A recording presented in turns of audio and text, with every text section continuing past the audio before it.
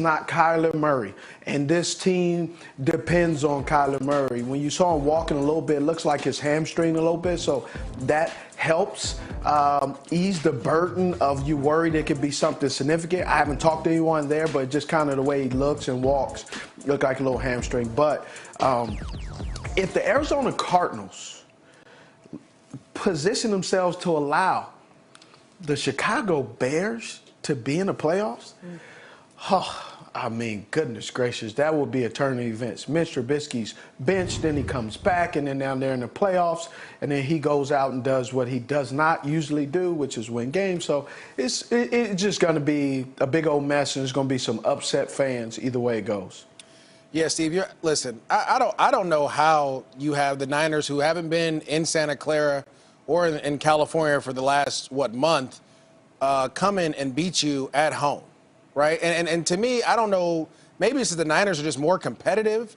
It just seemed like the Niners just wanted it more when you watched that game. The guys were flying around. Fred Warner was everywhere.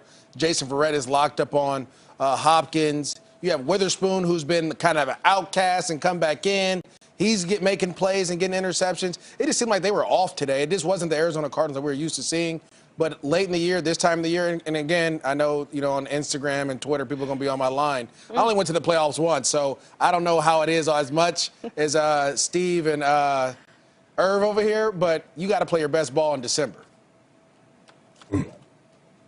You do. Okay, so now, of course, it is December, and these playoffs are right around the corner. We only have, after tomorrow, one more week of football, and then that is it for these teams.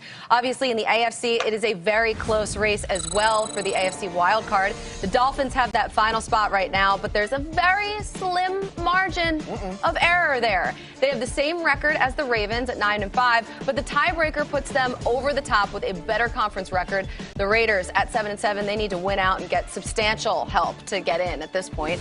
So with the Raiders season on the line, Derek Carr will start tonight. Carr injured his groin in the Raiders' second drive last Sunday in the loss to the Chargers. Marcus Mariota, but the Raiders, they ended up losing in overtime. So at this point, we weren't sure about whether or not Derek Carr would be able to go tonight because of that groin injury, but he said he was going to try and do everything he could to get out there tonight. Irv, how do you think he'll play? Well, coming back from a groin, and after watching Mariota play pretty good, I thought he said, I better get back out here.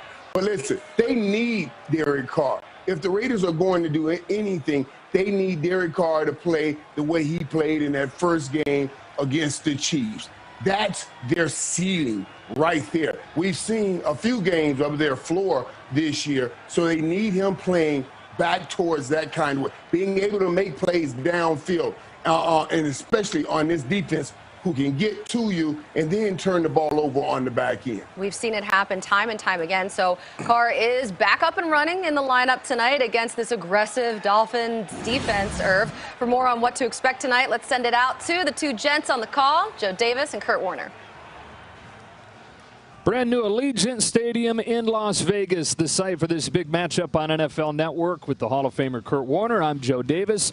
How about the Miami Dolphins in the second season under Brian Flores? They win their last two games they're in, and they're doing it with a rookie quarterback in Tua Tagovailoa. And a lot of people had questions whether this was the right move by Brian Flores when he went from Fitzpatrick to Tua, but he has not disappointed. And what I love so much about the young guy is maybe it hasn't been a bunch of fireworks, but he understands the makeup of this team. I don't have to win games by myself. I can continue to learn, manage the game, and not make mistakes. He's got the #1 defense in the NFL helping him out, of course. And that defense is going to go against, it sounds like, Derek Carr tonight, which is a bit of a surprise. He left their last game with a groin injury, but as he so often has throughout his career, finds a way to make himself available. Yeah, I covered the last game, and I thought there was no way Derek Carr would be out here today, but I'm excited to watch him in person. He's quietly had a really, really good year. I believe the problem with Derek Carr, though, is he feels like he's got to do everything for this football team. A lot of issues on the defensive side of the ball. If he can just relax and let the game come to him. Like for you in the last two halves of football, where you guys have just been so dominant. Yeah, we played pretty good the first half today. Played really good the whole game. Blaine went in and did a great job. It was great to see. And a lot of guys made plays. Mike made a bunch. Chris made a bunch. AB made a bunch.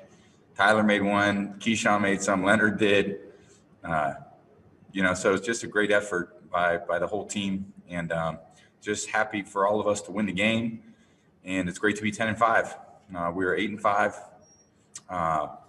We 7-5 at the bye week, and then won 3 straight. So been really important. And we got another big one next week against Atlanta, and then whatever happens after that is bonus for all of us. So. All right, we'll go over to Ira Kaufman. Hey, Tom, you're going to have to go to wild card route, Tom. And, in 07, you saw a team get hot and what they can do with the wild card route. Does that faze you at all, Tom? And does this season make it a little bit easier in terms of empty stadiums, maybe going on the road? We got a home game next week against Atlanta, so that's what I'm thinking about. I'm going to try to go out and play great football next week, and didn't play very good in the first half of Atlanta. I only played one half today, so I got to go out there and play well next week. We'll go to Scott Reynolds. Hey, Tom, congratulations on the win.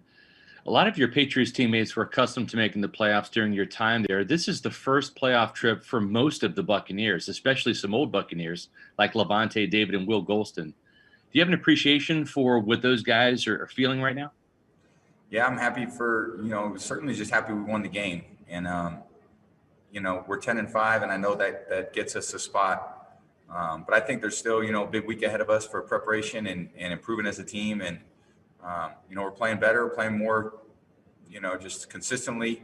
And it's been great to see. And I know, there's a lot of guys who have worked hard to get to this point.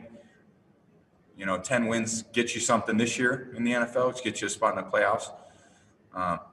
There's going to be a bunch of teams that make it this year, and there's only going to be one team that ends up happy. So the more time we can spend improving as a team, improving as a quarterback that I need to do, then the better it is for us. We'll go to Jenna Lane. Hey, Tom, first off, congratulations. Michigan has been a very special place for you, right? And I know that 300 career games, you talked about it already this week. It's certainly a milestone, but for you to go out there and to perform the way you did, even in just a half of football, one of your best halves, if not your best half of football in your career, what did it mean for you to be able to do that and in turn clinch a playoff berth at the same time? Just how special was today's performance for you? Well, I love playing, and the teammates that I have, I've always feel like, I never want to let them down. So I know it's been that way for, 21 years of my career. I just try to show up and do the best I can do every week and every day, and realize that the competition isn't only on Sunday, the competition's every day of the week. And, I've got a lot of guys on this team this year that have made a great commitment to one another, and we're committed to being the best we could be. And I know at different times we haven't played the way that we're capable of playing. And when we do play the way we're capable of playing, we're pretty tough to beat. So we got to figure out how to do it more consistently in the best possible way. And we play another division opponent at home. And, I'm going to be excited to get out there and play and see what we can accomplish. Time for a few more. We'll go to Greg Allman. Hey, Tom, in these 3 straight wins, it's also notably 3 games with no offensive turnovers, not only for you, but for the whole offense. I just want to ask you how critical it is that you guys play as clean as you are heading into the playoffs. It's important. I mean, turnover differential and turnover margin is one of the great stats in football. And anytime you don't turn it over, you're making the other team score on a long field. And if every drive ends in a kick, I think you're doing pretty good on offense. So I try not to turn it over. And I know I have turned it over a few too many times this year. I'd like to turn over never. And, it always feels good when you come out of a game without turnovers. Thanks, Tom. Thank you. All right, last one will come from Joey Knight. Obviously, the slow starts have been a sore spot. That wasn't the case today. What was the key to the very fast start today? Just good execution. I mean, the guys were making plays for me all over the field, and I try to just give them opportunities. And we have a lot of playmakers, and they just want.